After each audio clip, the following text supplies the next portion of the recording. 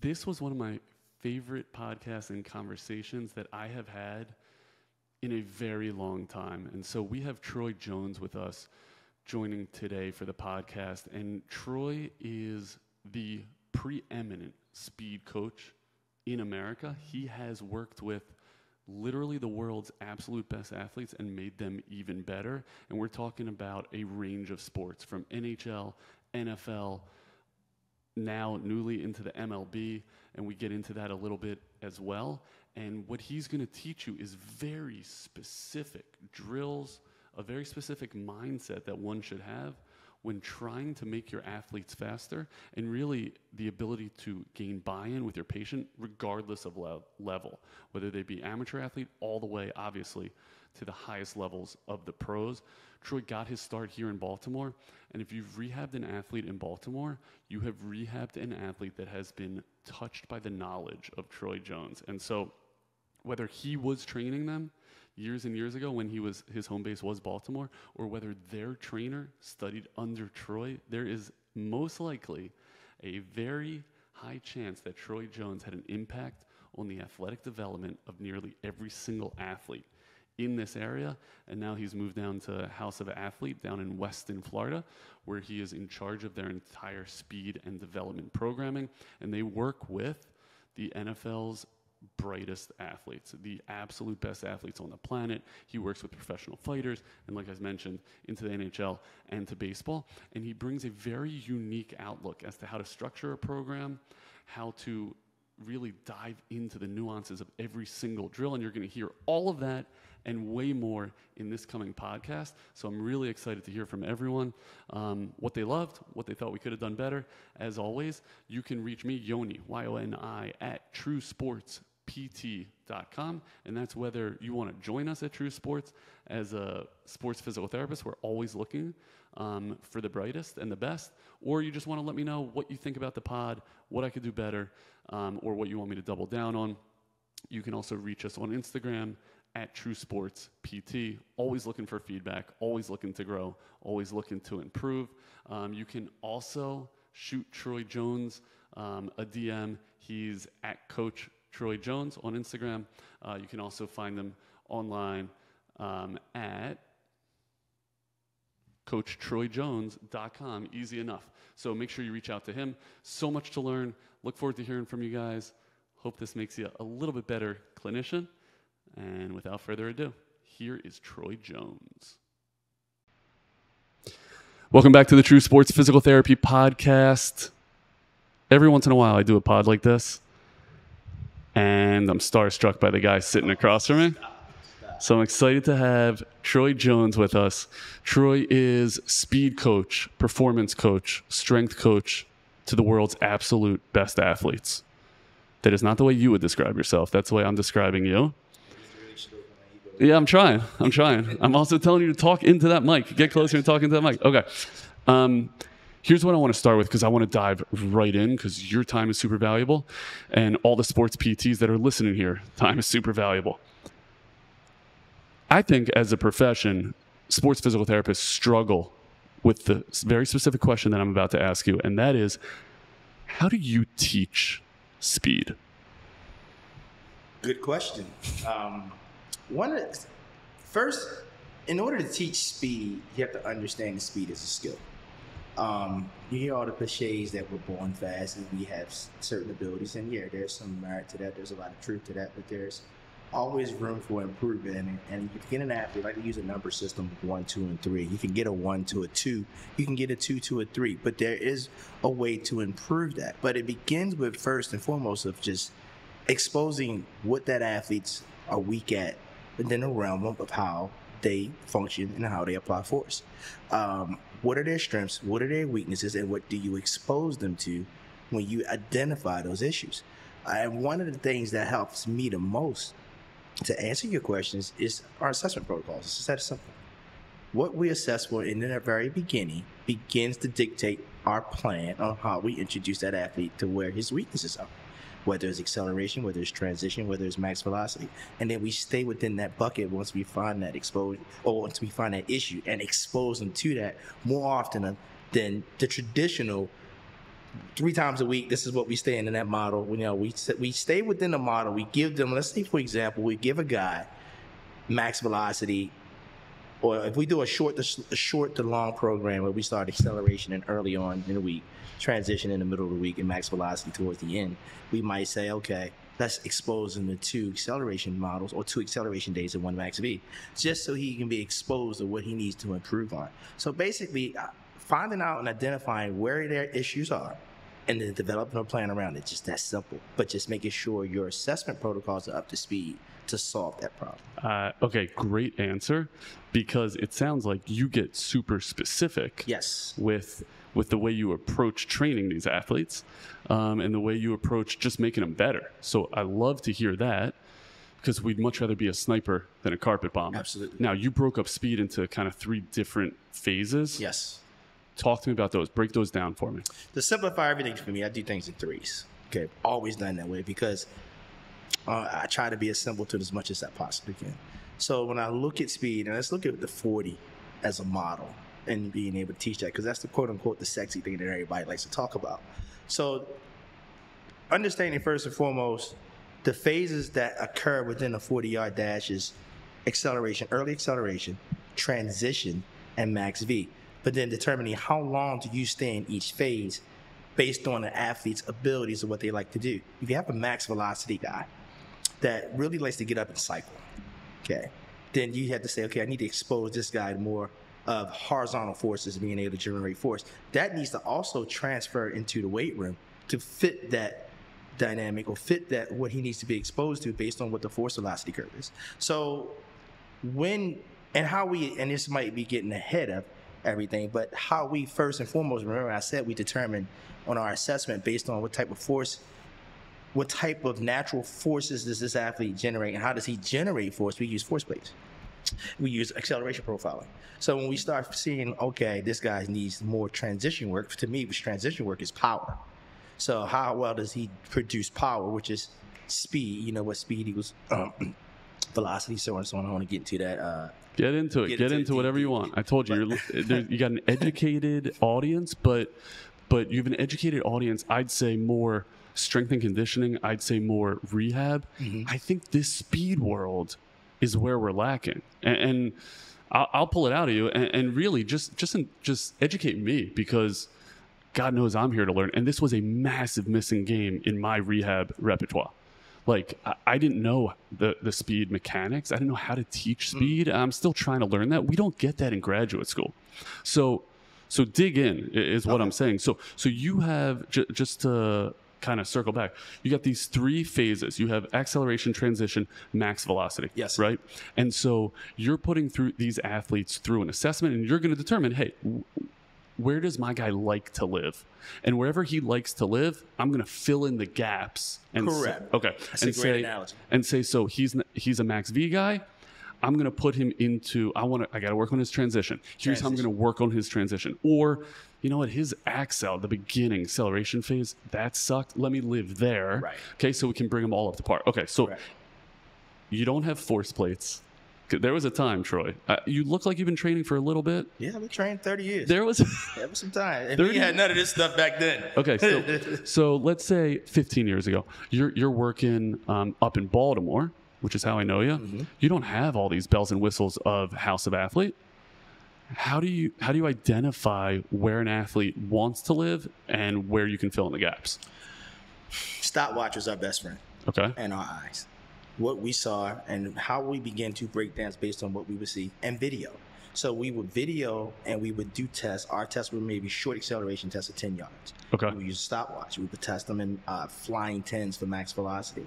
And then when we would after we look at those times and we look at where, we'll see if he's weak in that first 10, where we need to focus on that. Where within that first 10, where would the focus actually be? Is it early accel? Because early accel for me is the first 3 steps. Transition, when you start getting from steps 3 to 10, to me is transition. When I begin to lay out that athlete's progression over the course of 8 weeks, the stopwatch would be my best friend in documenting my times to make sure I'm progressing them in the right direction. if his max velocity time was off the chart, I would spend more time in the weight room and on the field in that weakness of either transition or max V. And it was that simple. We just made sure we used spreadsheets, we used a stopwatch, we used the video, and we try to keep our focus on effective in standpoint where we go see it. The effective minimal dose, where we don't want to fatigue an athlete, because if an athlete will hit his best time, if he hit a PR, let's say if a guy is short accel and we're working 10s, and I say, okay, you got 6 10s, I want you to come in at this time. I don't want you to come in super fast. I don't want you to come in this slow. If you ran a 159, I want you to work on coming in between 155 and 157. That's what we're going to hit today. Don't try to run any faster than that, because I want rhythm. I'm trying to develop rhythm and rise in that process as well. So I don't want you to be out of control and try to run as fast as you can, because the effort meter matters to me. Athletes who try to run past 90% effort gets tight and they shorten their ranges of motion. So in that regards to using the stopwatch and the time helps me regulate and control the effort that they're using to hit the goal. Once they hit those goals, workout's done. So if I hit 156, 155, if I hit that 2 or 3 times, I don't need 6 reps or multiple sets to hit it. I've already accomplished it. At that point now, we're going into something else that might complement. We're going to just getting in and out of our stance to working on first step exposure. Okay, so that makes a lot of sense to me, because you're talking about, hey, I've achieved my goals. Let's fill in the gaps elsewhere. Once you've achieved your goals, that's for the acceleration phase. Give me a little more specificity of, if you can't say to an athlete, I need you to run a 156, a 157, if they cannot do that, like if you're coaching me, I obviously can't make those numbers, right? How do you improve my acceleration? Give me some drills. Oh, absolutely. That's a different topic. Getting into drills and concepts, again, that's a part of the buckets when we begin to isolate those athletes. And I'll go into a little bit deeper on how I actually look at it. Yeah. There's 3 ways in my book to get fast. There's projection, there's switching, which is limb exchange, and there's stiffness. Okay? Those concepts fit both vertically and horizontally, which is acceleration and max velocity. So if an athlete has a projection issue, then I'm going to, which usually tells me he doesn't start very well. Okay? Then I'm going to introduce projection drills that fits those concepts. And projection you're defining as what, horizontal? So now when we get into projection, once I identify what those issues are, then I need to figure out exactly why he's not projecting well. I have to eliminate, first and foremost, this is a strength issue, okay? Because he needs to be exposed to heavier loads in the weight room. So you can learn to project this as and drive, be able to use the ground to push. Okay. The second thing. Hold on. Define the word projection for me. So projection is intent in the direction that you're trying to go. It's like I'm talking to a textbook. Okay.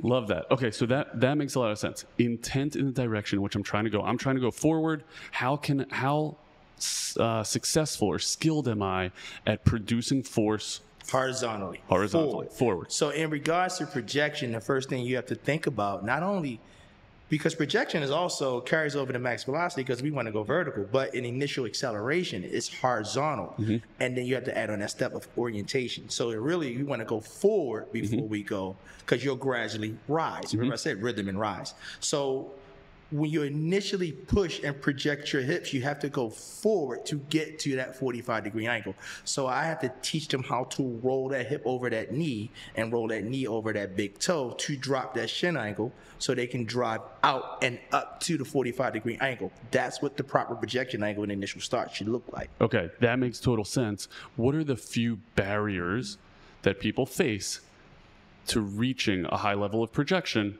or the ability to produce force horizontally? Trunk stability. A lot of times athletes don't have the core strength or understand what type of core strength to use to fix that issue. A lot of coaches don't. To me, when I'm thinking horizontal force, I'm thinking anti-rotation. I want to minimize rotation. I don't want to, because a lot of times people overextend, because remember the key word in our industry when everybody's teaching speed is push, push, push, push, push. Yeah. So you get these athletes are over pushing. but they forget that they got to retract and pull that leg back. So once you initially hit that ground with a maximum force, you have to then pull that leg back. A lot of them get so preoccupied with pushing that they over push, and then it causes an over rotation because they're overextended and they get stuck backside. So being able to control your torso and your trunk and keep the core stable as you begin to push so those forces transfer, then you have better control, which gives you the ability to switch and retract. Makes a lot of sense. So now you have a stable base, you have a stable core, you have a stable whole upper half. If that sucker is applied appropriately, by the way, that's going to allow you to maintain that forward lean, right? And that projection. Yes. And so that's going to let you start to work on turnover. Correct. Underneath to increase your force. Okay. Yes. How do you test for that? Hey, they got a weak core, they got too much rotation. That's causing them to maybe rise too early or inability to keep that angle appropriately. How do you test, like, yep, they're weak there? So we're breaking down film, and when we're looking at film, and remember I told you there's 3 aspects that we look at. We try to keep everything simplified into is projection, orientation, projection, switching, and stiffness. So I look at their ability to exchange their limbs. And if they are stuck backside because they're late in their switch, I need to figure out why. And a lot of times people are stuck backside. One, I told you we overextend. 2, that overextension is usually because they lack pelvic control.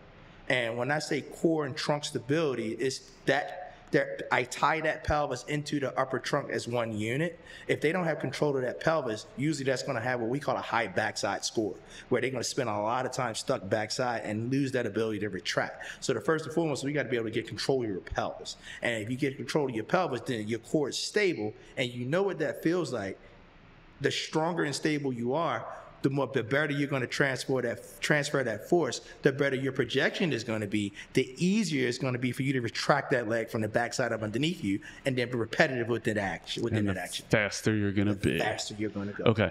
Where the hell was this when I was in high school? Okay. Right. So as if that would have made the difference. So, and just to clarify, when you say getting stuck backside, go ahead and define that for me. So that means that backside heel.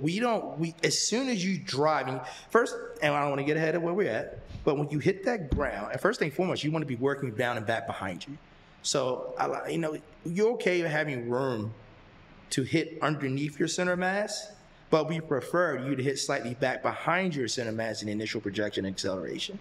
And it's a lot of times you see a lot of people trying to, and I used to be guilty of this, where you're teaching bounding and then transferring bounding over to acceleration. And that's not necessarily what's happening.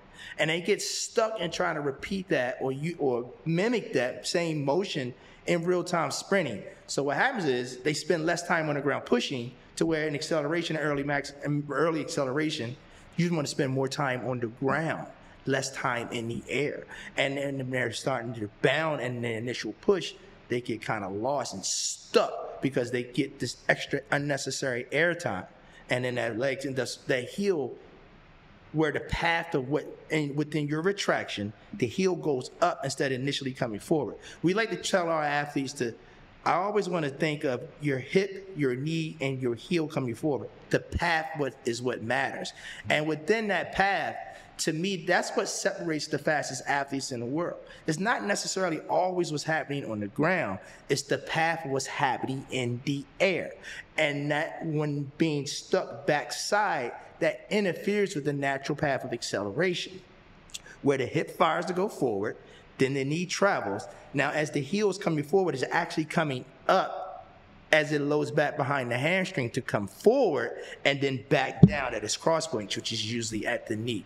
That path in the air is what separates the fastest athletes in the world. And they can get consistent with that. That's when you begin to see the difference, and you see their times begin to drop. Love that. Okay. So I heard an error that people would make would be giving an athlete a bounding drill, because that's going to, first of all, that's going to play with their projection. It's going to change that orientation. They become far more vertical, whereas you're trying to work on acceleration, which is far more horizontal. Correct. Was that right? That's right, 100%. Because bounding is about generating forces. Yep. Okay, it's a power drill. Yep. Power is more, like I told you, to me, identify that in transition.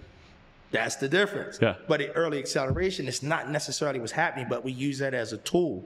So to me, using resistance to help you get a better angle, creates a better environment for acceleration. That's when you start getting your sled play, your 1080s, your harness resisted sprints. It gets you into the angle so you can work on that path that you utilize in early acceleration. Love that. Okay, wall drills show up here? Wall drills show up as well, because before we unload the athlete, we like to get into the wall, which unloads the athlete to a point to where they can find that angle and work and identify that path. You see, a lot of times you see people do wall drills. They're not done correctly. Ugh, they're so vertical. Yeah, they're too vertical. There's not enough stability being talked about or encouraged. There's no stiffness at ground contact. Primarily more than anything else, you should be holding the wall up, and the wall shouldn't be holding you up, and everybody's just kind of just leaning on the walls. It's become a drill that it saddens me when I look on the internet and see what's going on. Yeah. But it's such a useful tool if done right. So we do a lot of our wall drills now on sleds. So we use the sleds because it allows us to now push our torso through instead of the wall being restricted. So we can work on vertical projection. We also can work on horizontal. We're working on for example, we're targeting just the hips. Mm-hmm. I'll use the wall and I'll keep them to a slight 45-degree angle, but I'm not worrying about projection in them direction. I'm more so worrying about driving the hips and feeling torque being created around the hips to get to that point to where they feel when it's time to exchange. Torque is a big word. A big word that we're using more. It's something that I stumbled in years ago, and I always used to keep it to myself. Now science has kind of caught on to it. Again, that goes back to what's happening in the air, because if I can create enough tension, called a TAV, triangular velocity, that's the new science behind it, but back then we didn't have no terms behind it.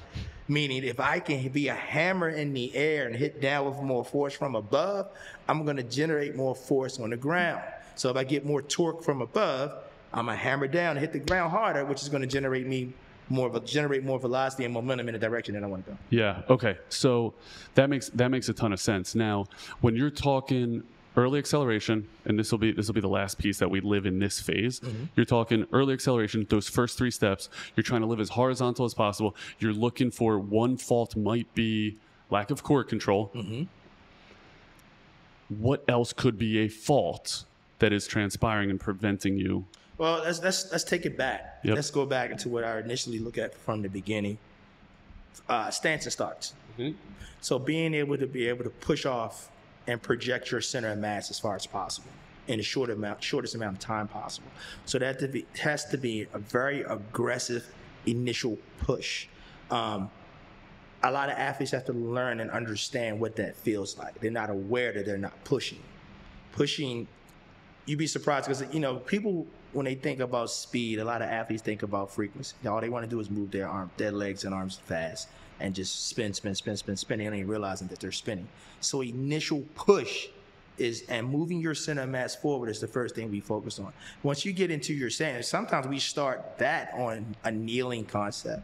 One knee just to get what that ankle feels like to set up and being able to roll forward. Remember I said you have to roll that forward. I call that a hip drop, shin drop. Being able to get into that initial orientation, because that will take you forward. If you don't roll that forward, you're going to end up going vertically too soon.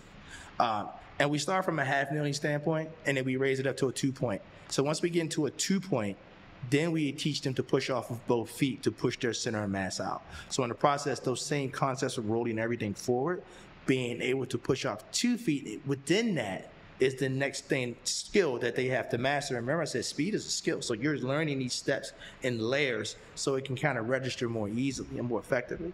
And once you get into being able to do a 2-point stance and being able to initially push, then we work on getting it to a 3-point. Because now you're a little bit comfortable in understanding that. And in the process of teaching you how to get into that 3-point stance and initially project out, we are exposing whatever mobility issues you might have that might be restricting you from getting into a comfortable stance, and whatever core weaknesses as well. Because a lot of times people can't get their spine extended and that core stable embraced to be able to create enough load into the ground to project out. Because that's really why we're getting into a 3-point stance to begin with, is to be able to use the ground to push against to launch us in the direction we want to go. Okay, so that's awesome information. So I'm taking an athlete out, first time back, let's say on the field, or first time back sprinting. They're coming off an ACL, so this is their first attempt at producing high levels of speed from a complete rest, okay? I'm putting them in a kneeling position, okay? Let's say their affected limb, their surgical limb is the left one. It's forward. They're down on the right knee, okay? We're 4 months post-op, so no surgical considerations. You're going to ask them to accelerate out as rapidly as possible for however many yards, and we're just going to look at those first 3 steps. I'm looking at that first step. You're looking at that first step. I'm not going to let the athlete do anything past the first step until I see him being able to project himself in the right direction efficiently first. Yep. So that half kneeling drill, if they're strong enough, first and foremost, I got to see if he's strong enough to even push off one leg. How do you test that? You're laying down, force plate dead. Okay. So when we do our force plate testing, we do a lot of different variations of isometrics. We do, and with the isometric holds, we'll expose where the weakness is within the chain on one leg, where it's the ankle, the knee, or the hip itself. And then if that's an issue, we won't expose that athlete to that drill until we feel like he's ready. And then when he's ready, then we will go ahead and begin to start working on getting him to go into projection drills. Yep. Okay. Great. Say he's ready. We put him out there. He's in a split stance. He's in a kneeling stance. We ask him to propel out. What are you looking for that tells you this is an outstanding first step? I'm looking at the center of mass. Yeah. And how that center of mass pushes his torso out in front.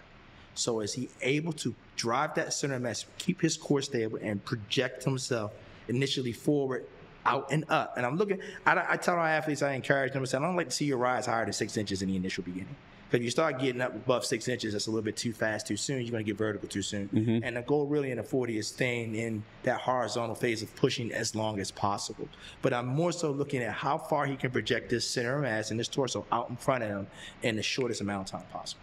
Okay. And because I think just for what helps me the most is I got to know what an awesome rep looks like. Yeah. I got to know the ideal, because then I can deconstruct from there and say, he didn't do this, he didn't do that. So is his initial movement, when you see his initial center of mass at the hip begin to move forward, is his core stable? Because if that's the case, it's pushing his torso out forward. Yeah. Is it going forward first and not up? Yeah. We wanted to go forward and then slightly up. If you look at the angle, you look at the normal graphs, you want to be somewhere in the mean. In that medium, in that in-between stage, you got a line going down and going across. You want to kind of end up right in the middle instead of staying flat too long. So it's forward and then slightly up. I'm looking for that, and I'm looking for that aggressive shin angle, the hip drop, and I'm looking for that shin to drop as he's pushing in real time. Yeah. Okay. So from that's super helpful. You realize he's not doing an awesome job of it. You don't think it's coming from his core. Where else could it be coming from? Just strength. Strength of his lower extremity. Yes. Okay. Now, how do you determine whether it's quad, whether it's glute, whether it's calf? You're going to say force plates. Right. It depends. Well, yeah, force plates will help identify where that weakness is in the chain from an individual standpoint initially. But when we're talking about, okay, say he's weaker than his ankles, it's, the thing about understanding true acceleration and from an ankle standpoint, there's no extension in the ankle that I'm looking for. I'm looking for the ankle more so to be stable and stiff. So when it hits the ground, it doesn't fold. It just projects the hip outward.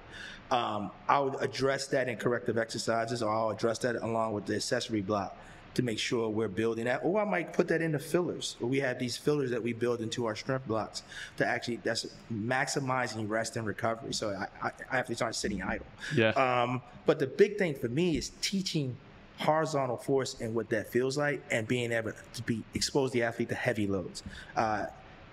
He's coming out of a hinge position. So for me, patterns are everything, to answer your question. So when we talk about acceleration pattern, we talk about glutes, low back, quads. So those are the things, glutes, quads, low back. Okay. I'm building my whole acceleration max effort workout day, because I usually like to do horizontal focuses on our max effort days because it requires heavy lifts, and usually that phase of acceleration, everything is heavier loads.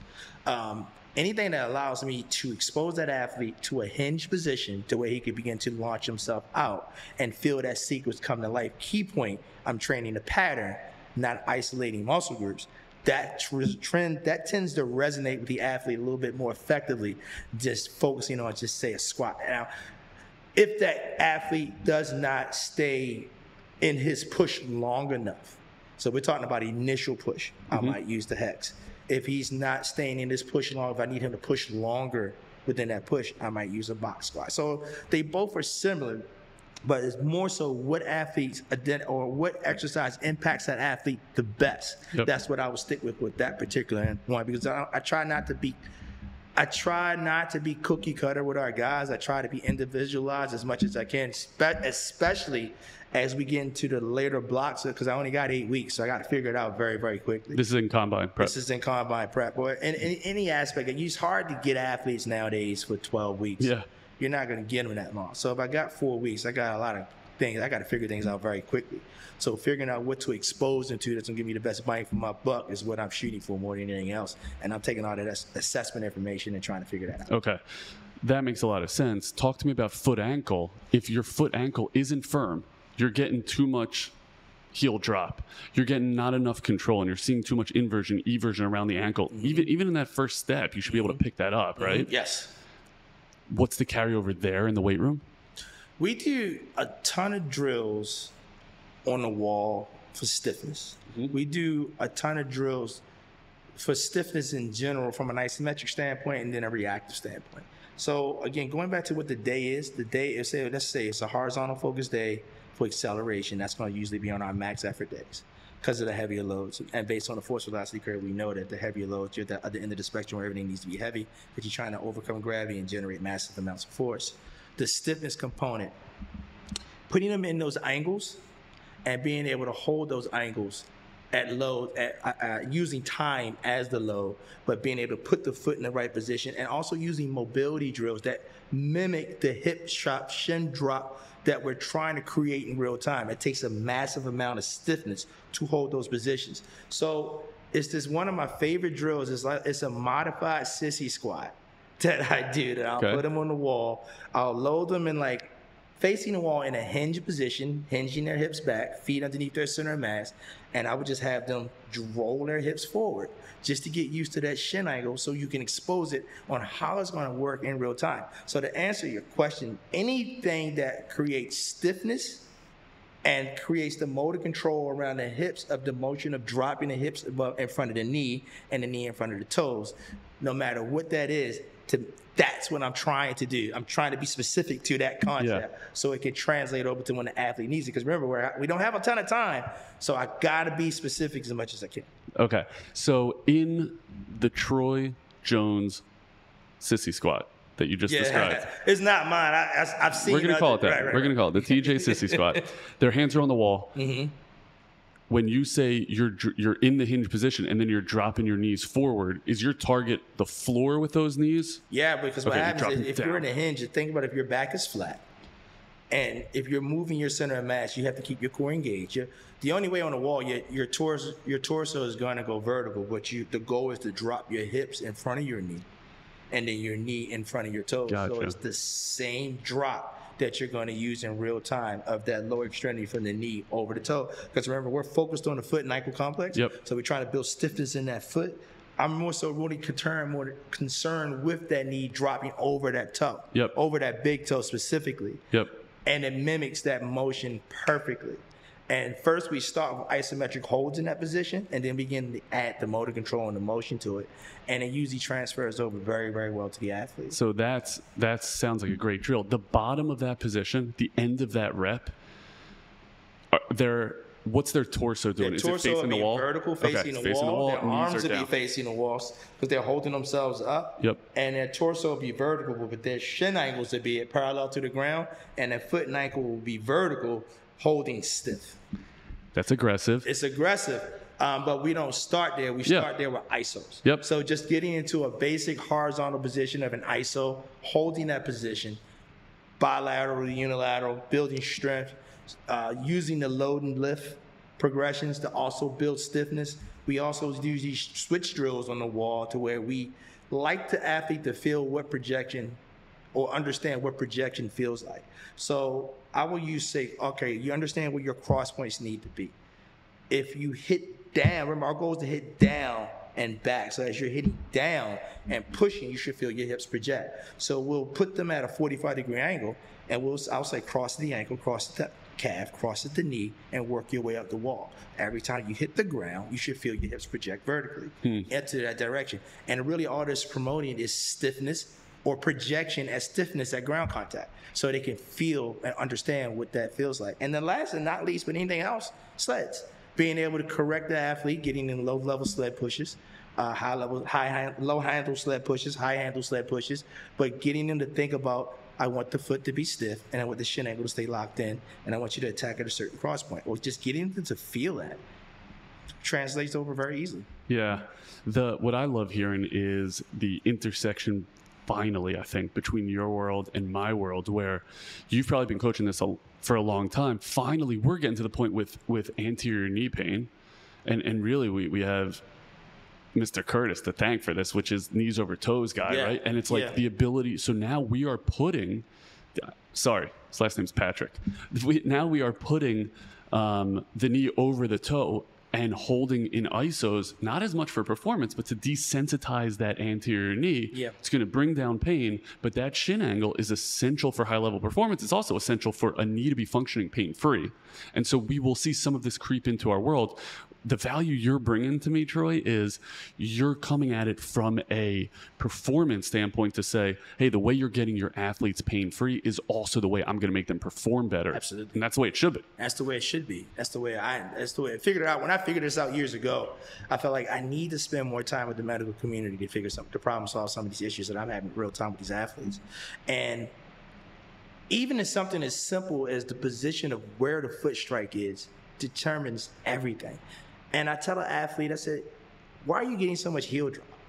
And they were like, oh, I'm trying to do what you're asking me to do. I said, well, let me give you something simple to feel. Because everything is I don't want you thinking. And you're thinking right now, I need you to feel. And that's the worst thing in the world is when I see a guy just smoke coming out of his ears and say, I got to figure out a different way because this can't work. I'll put him in a push-up position. I'll put his feet in the ground in the push-up position. And I said, find the ball of your foot, the instep, the ball of your foot where it's all bone. It's the same as the palm of your hand, okay? Put that in the ground, push it straight down, and I'll do a push-up on their foot and ankle, and they can't believe it. They were like, that didn't bother me at all. I said, so if you hit the ground with your foot in the right position, it's bone. Guess what? You're going to get an initial projection. It's solid. So just little cues like that gets them to feel, okay, they can identify what you're asking them to do. You've successfully communicated a concept that they never maybe heard before, that they can actually see and feel and mimic and think, and not even think about it, just it comes so natural because it's something that we naturally should be doing, that it takes the guesswork out. And really what I try to do with every athlete when I'm coaching, I'm not afraid to correct an athlete in real time, which I see some coaches are afraid of an athlete not understanding. That's a part of the learning curve. That's a part of the skill development. You got to get over that. I have no problem in challenging that athlete, but if I challenge that athlete, I'm going to give them simple concepts to problem solve along the way. That's really powerful. What I really heard that was gold is your obsession with cueing, and cueing so that the athlete internalizes and can then change their patterns. And that's the hallmark, honestly, of a great sports PT and of a great coach is how many cues do you have in your repertoire to say, you know what, let me pull this out and let the athlete feel, maybe this works for the athlete. But the detail with which you're speaking about, dude, we've only covered the first step. And you've been talking for 35 minutes about the first step. It's crazy because I figured this out. I said, I might have to say the same thing 10 different ways. And that's okay. Yeah. That's okay. Because everybody perceives information differently. And we got to be okay with that. We all learn differently. But once you figure out what that athlete responds to, you should go home and write that down. Because then you should build all your cues around that same delivery system that you just, when you unlock something for them within their brain so they can understand you. Now they can connect with you. They can buy in. And if once you get buy-in, you can really get that athlete where they need to be. Yeah. Yeah. That level of detail and the care. I talk to young clinicians about this a ton is you go home, see if you can go over your day. Hey, what worked? What didn't? Because tomorrow, double down on what worked and figure out what didn't. So every single day, you're getting better. Dude, you've been doing this for 30 years, so you've gotten pretty good at it. A lot of failure along the way. Yeah. A lot of banging my head against the wall, say hard hits. You need to go back and figure this out, man. Yeah, but it's a great outlook. That firm foot contact is something that has finally reached our profession. So I think we're beginning to see more of that. And then what exactly transpires at gastroc soleus and its foot control and foot intrinsics, it shows up a lot in the pathology world. You think about like plantar fasciitis, you think about Achilles tendonitis and tendinopathies, and then you think about patellar tendinosis. That whole world very often is that force is not traveling perfectly up that chain. It's our job to figure it out from a pathology standpoint. It's your job to figure it out from a performance standpoint so that the athlete can accelerate forward. So when you're let me ask you this, what is the timing of these drills? Because you mentioned how you have great carryover. Wall drill, high sled push, low sled push. When do you do those in tandem to realizing that it's a fault on the field or in speed? How do you sync those up? So sometimes when I see, there's only so much time in the day, as we all know. So your programming from strength in the field, it has to be precise and it has to have intent behind it. And intent is one of my favorite words because I feel like so many people throw so many things against the wall to see what sticks in today's world because it looks sexy. I'm not going to get into that. That's another tangent. Get into it. Get into the Instagram world, Troy. Why don't we see more of you on Instagram, Troy? Because I'm an old guy. I don't like Instagram. You're an old head. That's what Tyus told me. You're an old head. I'm an old head. But exposure to what the issues are and to things that matter. I'm always trying to pick what's the best bang for my buck to solve the problem. If I'm doing things in real time, and I told you we expose the athletes to whatever buckets they are on the field. So if they're having, let's say, we just talked about projection. So if they have projection issues, they're going to spend most time in their prehab on the field, in their warm-ups, on projection concepts and pattern concepts of acceleration and projection. That's what they're going to focus on because that's what's going to correct that issue at that time. Mm-hmm. And then when we get into the weight room, we'll use the filler exercises to support it. So we've accomplished that for that goal for that particular day in that realm of acceleration. Depending on max velocity, it's the same exact thing. Depending on power, it's the same exact thing. But as exposure to things that solve the problem, you should set that up individually for each client that you have, especially at the level of the athlete that we're working with. It goes back to intent. You have to have intent. So now I look up, it might be a little lengthier in the prehab phase early on in the training sessions from the first to second week. But third week, that motor control and that adaptation has carried over to now he's doing things at higher speeds and can handle more volume and more intensities because we took the time to prep the body for that. Mm-hmm. Instead of rushing and trying to introduce loads too early because we feel like that's what they need to be. That athlete's got to be ready and resilient enough to handle those progressions and those loads. Because if he's not, you're going to just set him back. Yeah. And so much of that can be weight room, right? Yeah. And just building the capacity of the entire system. Mm-hmm. So your warm-ups will be athlete-specific and will be geared towards... Pattern-specific, and which is geared towards their deficiencies. Right? Correcting the issues of the topic of today, of that day. Love that. Okay, here's why that brings such a smile to me, because this is the way I approach an ACL session. You see this athlete in Gen Pop or like standard setup, you're seeing him 3 times a week. So what is your theme of today as a therapist? My theme is plyometric activity. Great. So you have a working set of plyos, which we want to itemize beforehand or delineate beforehand. I want 40 touches. You're going to do 40 plyometric activities, right? Okay. What is your warm-up? What is your strength phase after those 40? Because it doesn't take that long. What are your rest time? You have to have a plan or a theme of the day. And by the way, if I'm the next treating therapist, I should be able to look at what you did and I should say, the theme of the day obviously was this. And the whole thing was geared to that. So it sounds like you have a similar kind of workflow. I do. I have a system. And my system's all built around the theme of the day. And from the initial thing you do in warm-up, from your soft tissue all the way up is built upon that theme and that pattern that we're working on for that day. To me, it accelerates the learning curve. It makes more sense. I'm not going to rush my warm-up. My warm-up the warm-up's the wrong name for it, honestly, because it's a part of everything that we're doing in trying to send the messaging to the brain. Awesome. Okay, so give me some examples on transition, because you covered the hell out of acceleration. So when we're talking transition, now the athlete's a little bit more upright, right? Talk to me about what flaws do you see most with the transition phase?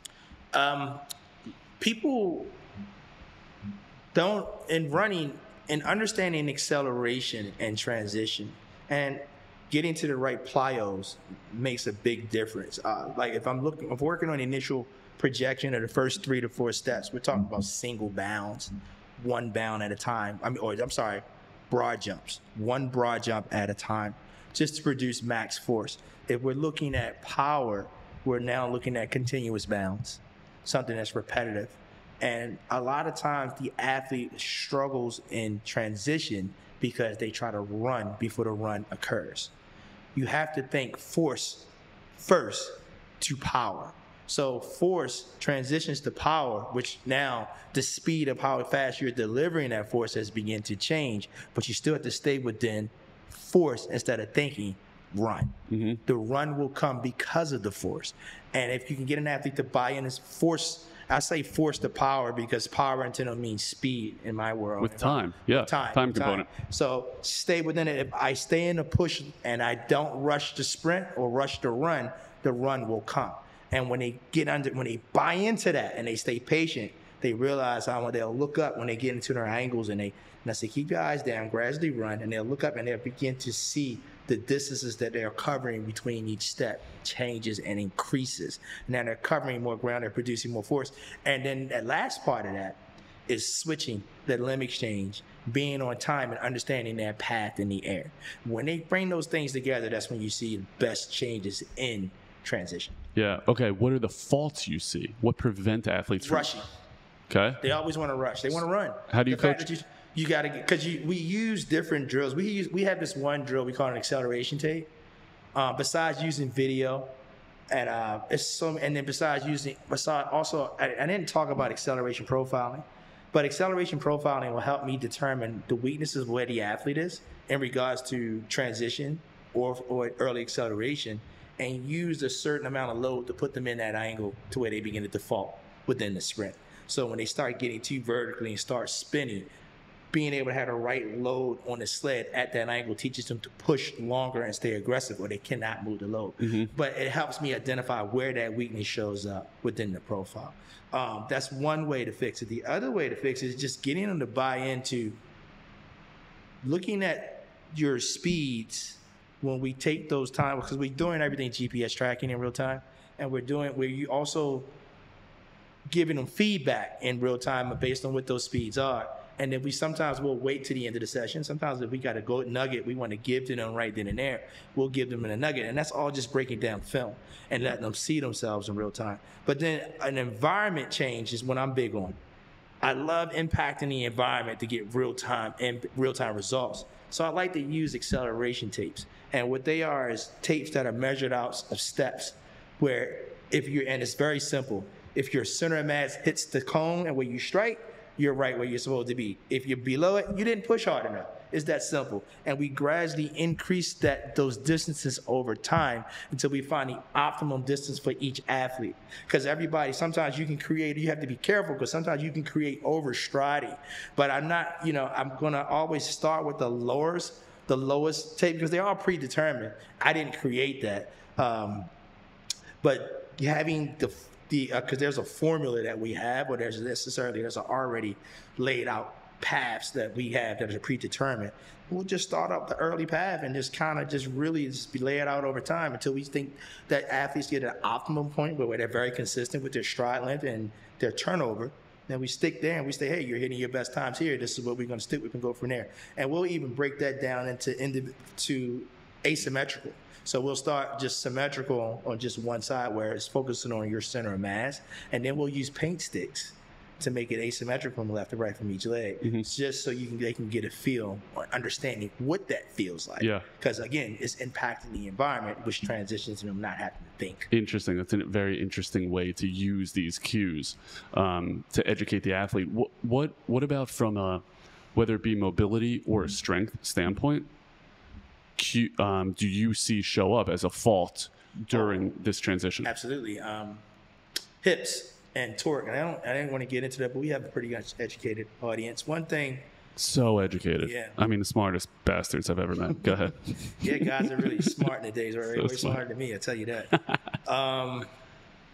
Torque is a big thing in regards to transition and speed in general, overall, because when you get the central nervous system, when you get the body being able to produce force within itself on its own without you're really starting to get in some things that's going to be sweet.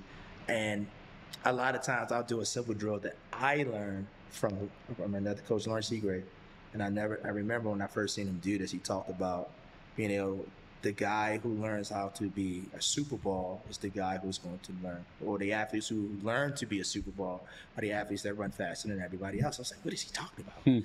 And he did this demonstration, and he said he was hitting the table, and he's like, I don't know if you've seen this, but he's pushing his finger on the table. And he said, this is me manufacturing force. That's my brain creating force on its own. Listen to the sound, look at the speed of my finger and how it hit the table. And I'm like, okay, he means reflex. So how do I get everything into the point to where I create a stretch reflex? What does that entail? Posture and position. You got to have great posture to get the pelvis in the right position, so you can kind of begin to get the hip flexors, the hip extensors, and everything else working together. And a lot of times the range of motion around your hips and pelvis matters in regards to get to a certain point to where you create that torque. And that's all predicated on the path of the air that you take to get there. So when you can take the proper path to get there and feel the torque that creates within your pelvis, then that's your initial component in your mind to think now it's time to switch. So that's when your timing starts to come together for you within your sprint cycle and your rhythm. That's why if you go above 90% effort, you throw yourself off because you never can feel the torque and the whipping action or the loading action around the hips and the pelvis come to life because you're now rushing. So finding that sweet spot of effort, which was going to be, and it's different for everybody because everybody's different and unique, but making sure they have great mobility and pelvic control to be able to get to that point to where they can understand what that feels like. So we try to put them in positions early on in our warm-ups to start teaching the brain on what that feels like. Give me those warm-ups. What is that, dude? Just describe one of them. Just different variations of glute bridges, single leg glute bridges, dynamic glute bridges. We do manual hip whip drills. Why is that helping? Because it's sending messaging to the brain on what that feels like. And I use, in understanding this, because everybody, the body works on the sling systems. So being able to get that sling system to connect and feel that rubber band effect within your body, within itself, around your spine, they don't have an idea what that feels like. The people who run fast do. You look at Usain Bolt, he's like a big slingshot running down the track. Yeah. So, but they have great pelvis control, great spinal alignment, all that good stuff comes into play. So you give them the single leg hip bridge, right? Yeah. You're asking them to cue in on what? That hip range of motion, terminal extension? Range of motion, first and foremost, and we go ISO. So initially we get to the maximum ranges of motion and we ISO it first. So we can make sure if the glute's firing, if your knee is forward in flexion, we're being able to drive that. If you can lock your pelvis in, it gives you more stability if your core is braced. We have layered exercises from the core up to that point to put that together to teach the concept for us. So we can say less. So I've learned to layer my exercises together to teach the lesson for me. And it begins to upload just like a computer. And once they start to feel that, then we start getting dynamic with it. Okay, so give me a little taste. You get walk me all the way through. Give me 3 examples or so of saying, hey, this guy has no idea what his hip end range is. He has no idea how to live at 90% of it. Okay. Let's go with, since we're talking about glute bridge, let's go glute bridge. We'll go basic glute bridge bilateral. Okay. Now, a lot of times I've noticed, and how the PT world used to teach glute bridge versus on how I teach glute bridge. Okay. I want full spinal extension up through my cervical spine because that's what's happening in real time in the sprint cycle. I'm not just getting to a point to where it stops in my thoracic spine. I've seen people teach that. Yep. It's not happening in real time. Okay. So I make them use their upper body into a glute bridge and make it a total body event. So I want them to drive through their elbows and squeeze through and extend up through the cervical spine. But in the beginning, before that, I teach breathing. So I can get that rib cage control to keep the rib cage down so they can brace. We'll use medicine balls and things of that magnitude to create that type of bracing and breathing. And then we'll go to the glute bridge using the elbows driving through the ground to get the spine to move into extension. Then we're going to single leg flexion. What's their foot doing? Their heels, what happens, there's a couple things that I'll play with. Sometimes I'll have them extend through their feet. Hold on, while you're moving, let me spin you a little bit towards me. Yeah, just so we can see you a little bit. So I have them on a glute bridge, There you go. heels down, toes are up, and drive through. And sometimes, depending on the athlete and the message that I'm dealing with and trying to mimic what's happening in the air, I'll have them extend their toes down so they can get their hips to come up higher. So what's on the ground, toes or heel? Toes on something. I do both just so the athlete can feel the difference. Awesome. Because I like to get them to experience, again, I depend on the environment to help teach the lesson for me. And when they feel comfortable, I say, okay, this is what's going to happen in the air. This is the feelings you should be feeling in the air. So then we'll go into a single leg glute bridge, same concept, isometric, holding at a time. And then sometimes I'll add tension. And then I'll actually have them switch, or I'll have them get into a glute bridge. This is when I want the foot flat. And I'll say, lock your hips in, and I'll just have them switch just to stay dynamic and being able to feel a whipping action and acceleration. If it's max velocity, I'll take them and bridge them into a straight leg bridge, and I'll hold their heels. Mm-hmm. I'll have them bridge up, and I'll just simply say, stay braced, keep your core engaged, feel the action, what happens at your hips. I'll drop a leg, the leg will be back up on its own, and then they will have, oh, I never realized that happened. But again, it starts with a 2-leg glute bridge, bilateral glute bridge, into a single leg glute bridge, or using a single leg into a dynamic whipping action. And then we'll do some things where we'll get up on a band and start moving fast to keep the hips engaged, but we'll progress over time throughout that stuff. But again, it's just impacting the environment to help with the messaging. And what's on the ground cranially? Like their neck is We'll have them on the ground. We have these pillows. Yeah. So we put these pillows behind them that kind of brings their head and spine to be in a neutral position. And we'll have them also always engage through their upper torso and driving the elbows down and back so they can stay engaged. Keep that torso in that erect position that we want. That mimics sprinting. Awesome. I could totally see how that seems like it mimics certainly your transition towards your max phase, right? Because you're all the way up, you're taut, you've come all the way upright, right? And that's what you're seeing more as you get higher level with the glute bridge. Am I right about that? Yes. Okay. So I'm going bent knee, 2 straight legs. Yep. Just the same as we transition in real time running. I'm going from hip projection to hip whip. The whipping action to hip is max velocity. Awesome. Okay, so that's starting to make a lot of sense. You're interspersing this in between their max velocity efforts? I'm doing this prehab. This is their warm-up. I'm laying this down in the early stages of the session. Yep. Even down to the core. I do an exercise called an ab 45. And an ab 45 is laying on your back. Heels is about 6 inches from your hamstrings. You have a partner that's holding down your ankles. Okay. You come up, and I took this from Barry Ross. Okay. Shout out Barry Ross. I hope he's listening. Shout out Barry Ross. Yes, sir. You should be listening. Should be listening, Barry. Okay. But you'll come up, your torso 6 inches off the ground from the hip, keeping your spine elongated. It helps really to lock in your psoas, and it mimics that sprint position and projection and acceleration. So now, and the angles change because that position doesn't change. The angle changes, but the position just goes horizontal to vertical. It stays locked in. That's probably one of the best core exercises I've ever used in regards to mimic the position and speed. For acceleration, for max velocity, I just do a 6-inch lift and a slight rotation, and I tell them to wrap around their spine as if it's a pole. That now mimics the rotation of max velocity. So now I'm putting in the core, putting in messaging or exercises that's creating messaging in regards to what's going to be happening from a trunk structure in real time. Love that. That takes a lot of thought and a lot of prep. But that's why you get a great product. But that's why, and remember the volume, in teaching speed, I just need to hit the mark or the goal. I don't need a ton time of reps, because the central nervous system, when it comes down to speed, has to replenish itself. So if you're taking the adequate amounts of time of rest to replenish between each set or each rep itself, you're not going to have but so much time. So your prep is where all your success is. So you can get the body to go out there and run fast when you need it to, and then you can get done and get out of there. Fast. Okay. Taking a step back from all that, tell me where plyometric training, box jumps, where does that come into your world? Two different ways. Plyometrics that I do from a speed standpoint on the field has to match up with what the goal is of the sprint. And then any type of force that I might use from a power standpoint when I get into that power phase of training, or if someone's bucket is power, I'll introduce them to different types of jumps. And all my plyos aren't created equal. And let's say if it's combine time, I have to work on specific jumps.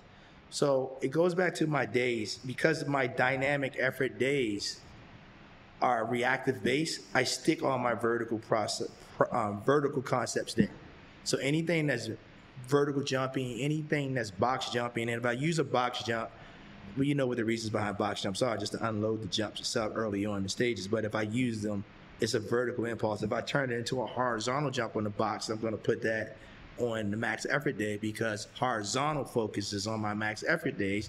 And if you look at the force velocity curve, heavier loads and acceleration matter. Early first step explosion is you got to have extremely heavy loads, because that's what's going to help you overcome gravity to project your torso out and forward. We know that. So I try to stay aligned with mixing my plyos in on those days too. So I got to control my volume, and I use in my speed sessions. So I use it more as a PAP. So whatever plyos I use in real time on my acceleration, those are minimal. Maybe 1 to 2 steps top, just to get the concept off, and they're slightly loaded as well. When I want to get into a certain number, and because I do so many plyos, it's effective minimal dose, because I'm doing plyos every day. Yeah. And it's complementing movement and teaching transfer. So I'm probably 20, 25 jumps tops per day. Tight. Yeah, small. And I'm done. Okay. Yeah. And where does that fall in the session? So it will fall early on in my prehab phase. So when I come back in off the field, I'm a guy, I slow it back down when you're coming in off the field, because I feel like the intensities of speed and when you're running needs a reset before you go back into the weight room. I don't believe you should just jump right back in. So I'll go back and have medical there, and it'll take them through whatever state of readiness they need to prepare. Plus, we'll do some testing to see where their central nervous system is. Cool. Because if their central nervous system is dropped down a little bit because of the speed or just because of the volume from subsequent weeks coming, I might deload them in that program in that day. Okay. And what you're just doing, like counter movement jump on the force plate to just gauge doing that? counter movement jumps, RSI jumps, depending on the day. If it's a horizontal day, it's counter movement jump, or it might even be a non-counter movement jump. And then if it's a vertical day, it'll be an RSI jump or a counter movement jump. Okay. I'll have medical go with those guys and make sure they're feeling good and extra corrective type mobility, maybe a little bit more soft tissue work, something like that, just to get them prepared around the joints, bring everything down, get it ready. And then we'll go through our prep phase again to where we'll start firing everything back up. And that's when we'll introduce our plyos, things of that matter, to get them ready for the lift. It's almost like a pattern rehearsal. So awesome. Okay. So I'm gonna pivot just a little bit because I want to get some of your genius on change of direction and how you approach it. Again, I think this is majorly lacking in my world. Like when I take an athlete, I love to use ACL as an example, and I'm beginning to teach them how to cut. That first effort, I have like a whole thought process of how I want that to look. I want to first teach them decel. What does my decel look like? What are those steps? How are they dropping their center of mass? What types of faults can I pick up there? Let's address them. Okay, come back, right? Now that they know how to decel, what does their accel look like? How well can they ramp things up? What does their understanding or their ability to tolerate high loads on that limb, how does that look? How does that show up? How do they recover from that? And then I'm going to start beginning to introduce a very small angle at which they're going to change planes And then I'm just going to progress that. And so you just picture like, okay, we're going to do a 15-degree cut. We're going to go to 35. We're going to go to 45. And this is all broken up. And this is a number of reps. This is why planning is so important, because I don't want to get ahead of where you are. I want to give you the minimal effective dose, right? That's the way I look at change of direction as a sports PT, because I'm worried about how they're going to recover from that. When you're looking from a performance perspective, what's the first thing you look at? Yanni, you pretty much nailed it. I look at mechanical loads, and what I mean by mechanical loads is how many times you start how many times you start and stop. That's one mechanical load. So it's like, I look at it the same way I look at the volume of how many sprints you run. So how many decelerations and loading times you actually accel and decel, and I count those over the course of the session. That's a rep. So that helps me determine how much volume I'm going to put over top of you, because decelerating is very high intense. Yeah. And I don't think people understand the loads your body go through, the eccentric force you got to overcome. But you're right on point. And how I like to do it is isometrics. That's one of my big things. Isometrics has been a best friend for me for so many years. And we talk about the guy on the wall. He was one of the original, well, not originals, but he goes back to Mr. Countess. Mr. Countess. It started with isometrics. Not to be confused with Amos, who needs to call you. Yeah. Okay, go ahead. Just kidding, PJ. Isometrics is more about getting into those in-range positions of load and understanding what that feels like and exposing whatever weaknesses you have at those in-ranges. And I always tell people, don't cheat yourself looking for depth. Look for tension. Look for torque. Find stability. Okay, and then as we expose why you don't have the depth, let's address those issues so we can get more depth if need be. But let's meet you where you are right now. Let's try to force feed you into something that you're not ready for. And by depth, you mean just your ability to drop just your center ability mass. to be able to drop your center of mass. Some people will begin to compromise their position of their spine for the sake of chasing depth, where I need more torque and tension to absorb impact so you can get up out of it. If you are dropping your center mass way too low because that's what you're mimicking, what you're seeing, how can you get out of that if you're not in a position to be able to reapply force? You're not. So we work on that through isometrics to expose whatever weaknesses we have early on. And then we go through these in-range isometrics where we start addressing that phase of explosion, because I load, explode, and drive is how I call it. So that phase of explosion, when that amortization phase, to where that contract, relax phase has to come to life. Because that's where the sweet spot is. A lot of people don't understand that. We begin to work on that phase before I even begin to start getting into any type of deceleration steps. So we'll go from a bilateral base position into a split stance position, and working on gradually being able to come out of those phases being reactive. And then I'll move into stationary snap downs. I'll move into ball slams variations. And I play with ball slams very creative in trying to mimic the positions that you get in real time. And I also like to get into accelerated decel. But I do it stationary to where I accelerate from the get tall and fall first. I don't put a band on right away. I have them fall into the sprint. Fall into the decel. Pop. And then I'll have them do that over the course of 10 yards. And then also, when I begin to build decel, before I get into high velocities, I like to build tolerance. So I will do tempo decels over the course of 100 yards. And every 10 yards, I'll have them decel. Okay, when you say decel, that's awesome. When you say decel, is that a certain number of steps? That's 10 yards distance. But when, depending on, so let's go back. When I go into the falling decels, I might say that's decel to base. So I got to tell you about the positions I go in. So I'll go in base. I'll go in split stance, which I call a pressure step. I'll go into a lateral power cut, which means flip your hips and reposition yourself to go back the other way. So those are my three go-tos. Okay. When I go pressure step, I usually like to go 3 steps for timing and rhythm. So I like to fall into it, pop, pop, pop, timing and rhythm. When I go snap downs, just basically just go right to the split itself.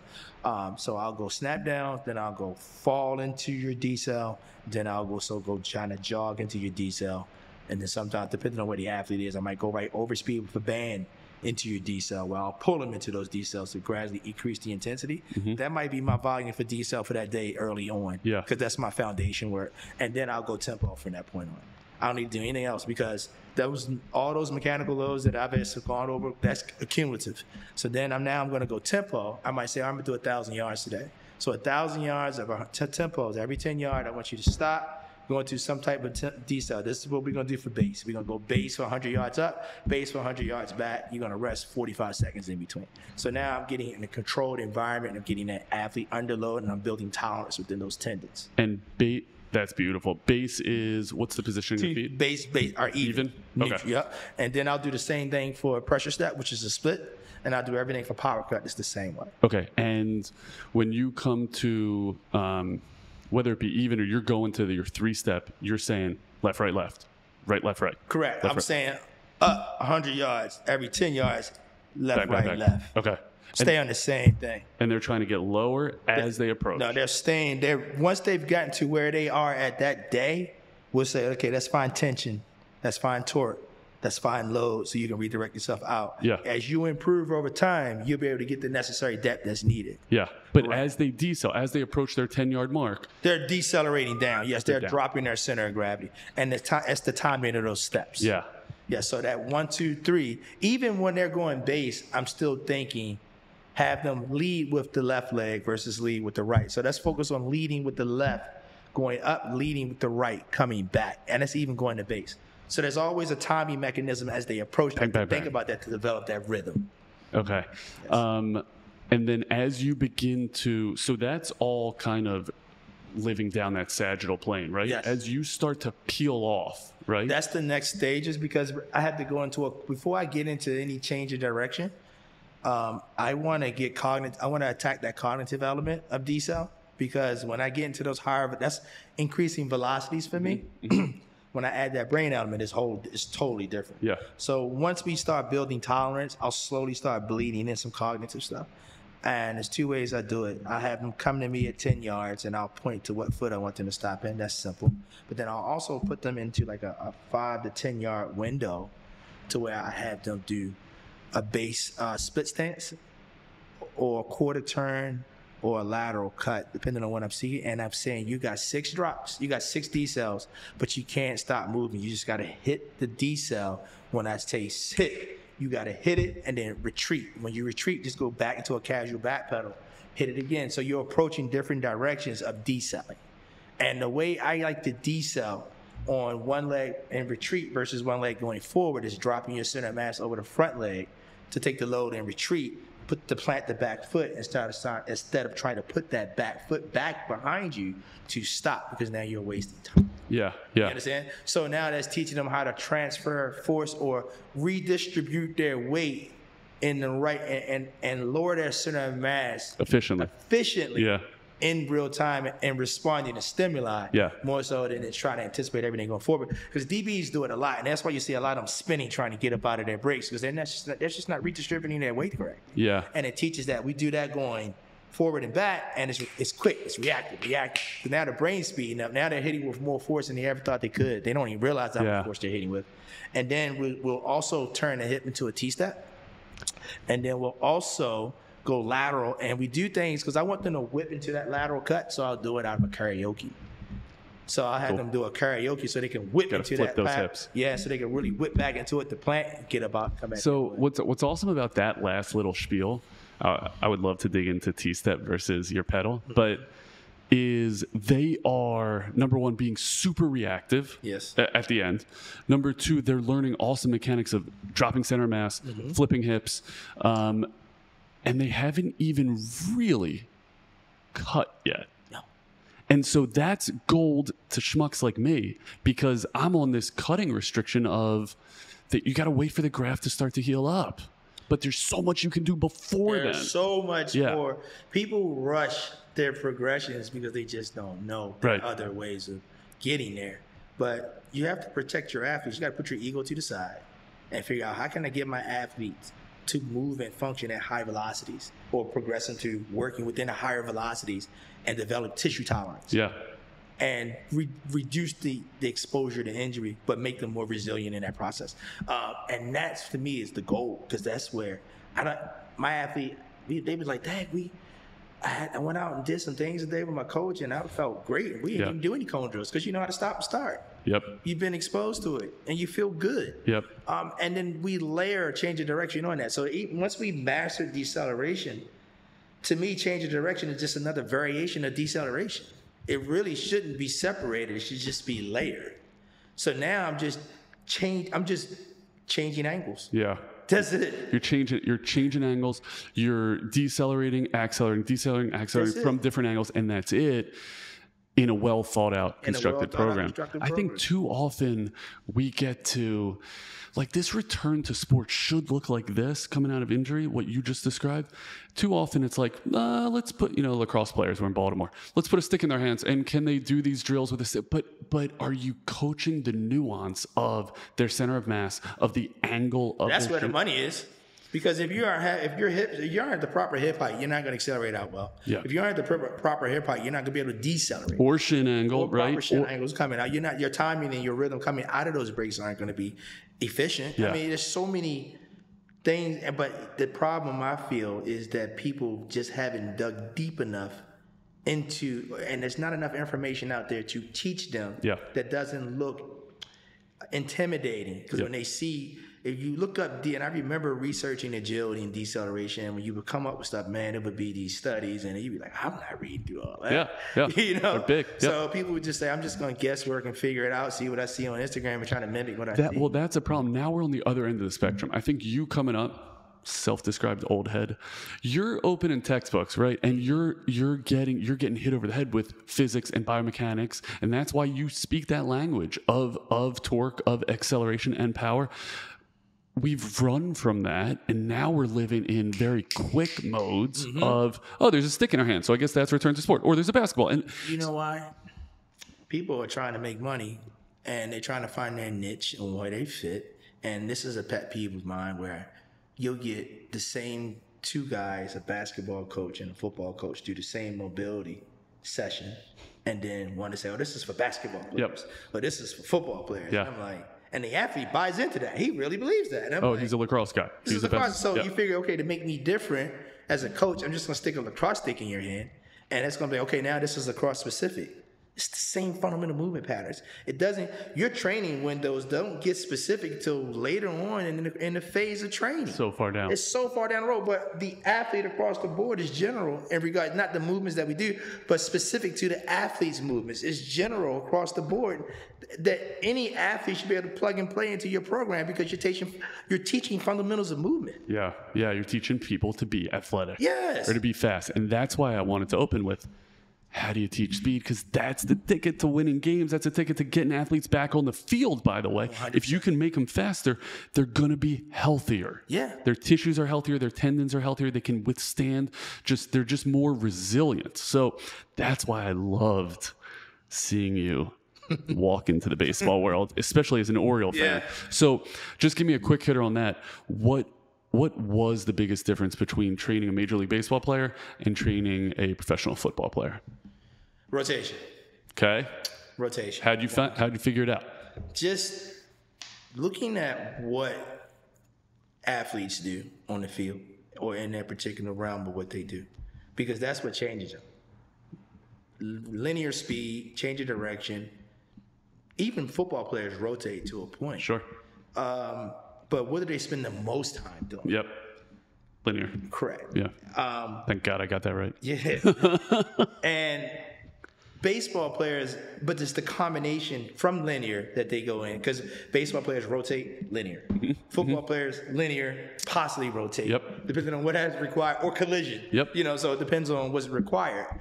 So because they spend so much time doing one thing, how do I make the body resilient to counteract that so they can stay healthy? Making sure joints are efficient within that concept so they don't get out of sequence, which begins to get them off their timing. Yeah. They play a ton of volume, ton of volume. There are 162 games.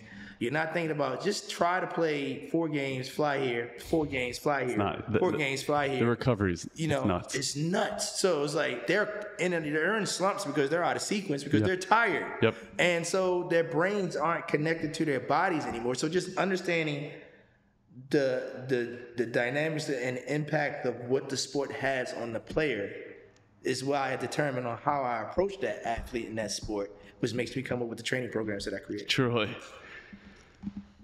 Okay, number one, how much of a deep dive did you feel like you needed to do into kinematic sequencing, like the way you rotate through? Was it a lot? Was it? Think about it. It started out that way as thinking of a lot, but then it became simple because that's what we rotate as human beings. Yeah. If you look at ages, I'm a big martial artist. I did martial arts for years, coming up, and one of my idols that I loved was Bruce Lee.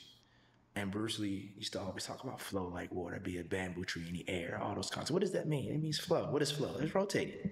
That's what it is. Mm-hmm. So athleticism, people who can dance, people who run, who are very athletic, they flow well. They rotate well. They sequence well.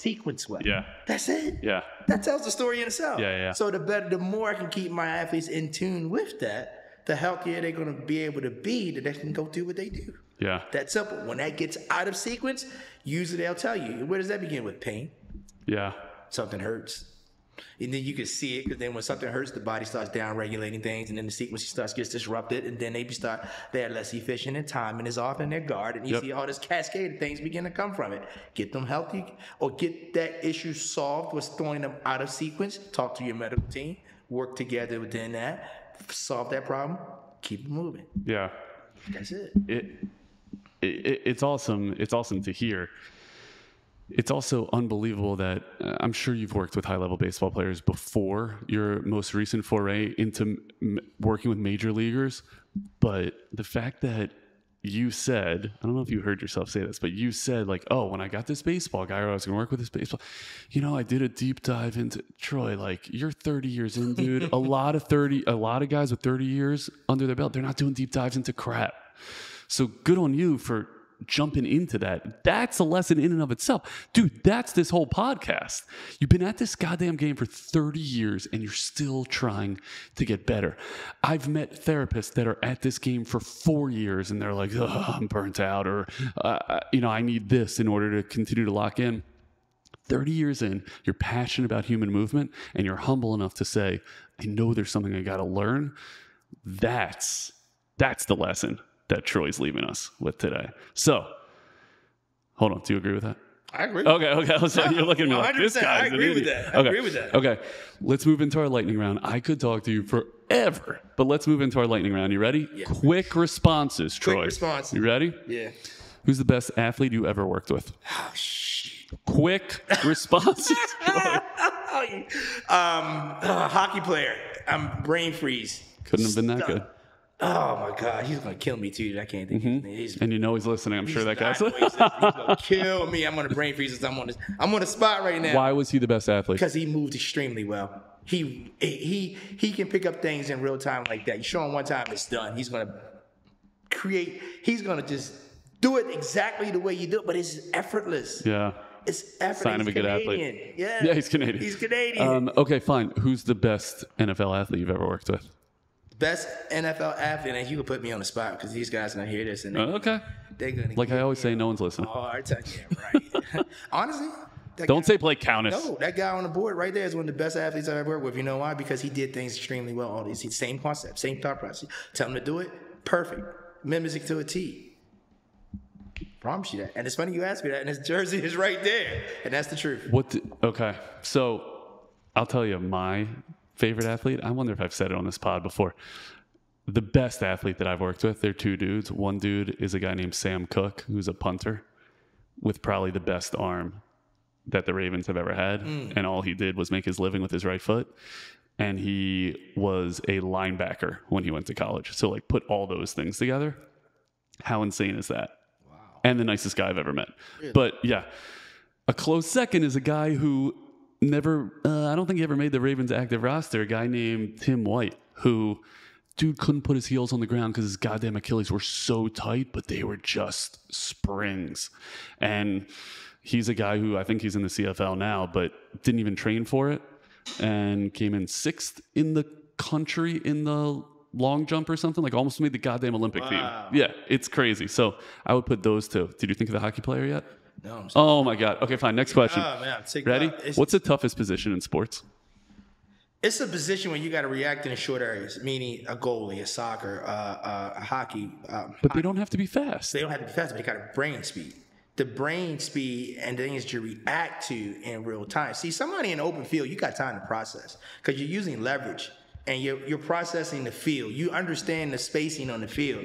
You got room to process information. But somebody's throwing something at you 100 miles an hour. You don't have no time. You got to react to that. And goalies got it the worst because these dudes are coming at the ball with them full speed and they got to protect this big, massive, giant net. You got to dive and react. And if you go the wrong way, they make you look horrible. You ever train any of them? Yes. And a female, she played for Michigan. She was a beast. She was a goalie, very reactive. I mean, she's very fearless. Yeah. But it was a tough position to play. Go blue. A fun position to rehab or train, isn't it? Yeah. Because they have to move laterally insanely quickly. They have to make awesome decisions. I love their depth perception because number one, you know that ball ain't coming straight. So they have to understand like the way it's approaching them. Number two is as the attacker's coming forward with the ball, they're making this, when do I come off that line? When do I come off that line attack? And how am I approaching them and cutting down that angle? You're stating the case for me. Love it. Yeah. That's fair. That's fair. All right. Used to be a goalie. No. Just, okay. Is that what it was? Okay. So, athlete that you've never worked with that you would love to have a beer with? Dead or alive? Yes. Bruce Lee. Bruce Lee. And if it wasn't Bruce Lee, because I would call him an actor, but okay. If it wasn't Bruce Lee, yeah, because he before he was an actor, he was a martial artist. Okay, I don't doubt that. Okay. If it wasn't Bruce Lee, then it would probably be, believe it or not, because I grew up in Oreo. Yeah. And I was crazy about this guy. He's high, and I don't get starstruck often, but this guy just always. Let me guess. Eddie Murray. Yes. It's something about him. It's the chops. Man. Yeah, it's the chops, man. He used to sit back there. Oh, what a freaking badass. Oh, he was, man. Eddie was, man. When Eddie would come up to bat, bro, I stopped everything I was doing. He was freaking magic. And he wasn't a bad first baseman. Nah. And just the fact that he came back here, I think he hit his 500th while he was here. He did. There's a lot of, and I just loved what an asshole he was to the press. I loved that. He just knew bounds. Okay, I'm with you. I totally hear that. Okay, what's your favorite thing about Baltimore? Crabs. Good answer. Never had one in my entire life. What are you waiting for? It's a kosher thing. Kosher crabs. No such thing, dude. You can't? No. Man, they're coming. They're bottom feeders. They're bottom feeders. Yeah. So lived in Baltimore my whole life. Jeez. Never a crab. Are they awesome? Dude, lobster looks better. Lobster looks better, but sometimes lobster it's not as consistent as the crab. What about the tail? Dude, what about the tail of the lobster? Yeah. It's got to be cooked right. What about anything in butter sauce? Is that a thing? You put them in butter sauce? A little bit. It's the Old Bay that does it all, and it's the way it's cooked in the steam and the Old Bay that thing comes out perfect. Some people prefer butter sauce, some don't. Lobster, the reason why lobster's a problem for me, I like lobster, but no one cooks it consistent. Because I guess it's difficult. It is difficult. Okay, where's the best place in Baltimore to get a crab? I would say Sea Pride off Liberty Road. I love it, Liberty Road. Okay, crab or crab cake? Crab cakes. Just cakes? Just the cakes. You're not cracking that thing? Just the cakes. Okay, so when you say crab meat, period, crab. Okay. But it's got to be cooked Baltimore style. Which means the way they prepare it with the Old Bay and how we approach it is different. Now, me being in Florida, they have Maryland crab cakes on everything, and I'm like, this ain't Maryland. I'm from Maryland, fam. Is this real Maryland crab cakes? No, sir, it's not. I'm saying that's what I thought. Take it off your menu. Troy, you should be on the goddamn radio. Forget this training thing. I'll listen to this forever. Okay, last but not least. What's that? Your favorite thing about your daughter, Raquel? She loves me. Dude, good. Okay, but that's not your favorite thing about her. She was the best athlete in the family. My boy's gonna be pissed. Good answer. Listen, I've worked with two of your kin. She's a hell of an athlete, man. Yeah, and a hell of a person, and she obviously comes by it honestly. So, Troy, thanks for being here. Can you tell everyone listening what you got coming up, and how they can follow and learn from you. I have an education system coming up. I'm going to be releasing the theme of creating the ultimate athlete and going over a lot of the progressions and concepts on how we approach things that's been successful for us over time. You're talking 30 plus years of research and talking to people beside that I looked up to that gave me guidance and putting it all into one place so it makes it easier for you just to approach training the athlete. That's the goal of it, because we're saturated in our community in regards to the information. We're going to be releasing that in the fall. Hell yeah. We have some collaborations coming up with some companies around the world that help solve puzzles in speed training. I'm going to wait to announce that, but cool. You can check that on my Instagram at Coach Troy or Coach Troy _ IG. You know I'm old, so this an old head. OG stuff, but I know it's Coach Troy Jones _ We'll put it in the show notes. We'll put it in the show notes. And then my website is CoachTroyJones.com. You can find out more information about me and how, some of the athletes that I work with and some of the things I've done in the past. And thank you for having me. Oh, dude, you've done just awesome stuff for the field. You've been a mentor and a friend to me, so I appreciate everything you've done for me. And man, every athlete I work with in Baltimore has worked with Troy Jones, has heard of Troy Jones. If they haven't worked with him, their coach has worked with him and learns from him. So you're doing great stuff. This podcast is evidence of it, because you've taught me a tremendous amount just in our time together today. I look forward to doing it again. Yeah, we need to do this again. What a freaking pleasure. Might have been my favorite. Oh, really? That's saying a lot, man. I've only done 2 of these. Oh, no, I'm just kidding. To mention, I can be found. I'm at House of Athlete in Weston, Florida. A mecca. It's a great place. Probably one of the best facilities when you walk in the door you've ever seen. So pay us a visit when you get a chance. We have a location in Weston, Florida, and a location in Tampa, Florida. Hell yeah. Troy, appreciate you dearly, man. Appreciate you, man. Thanks for having me, brother.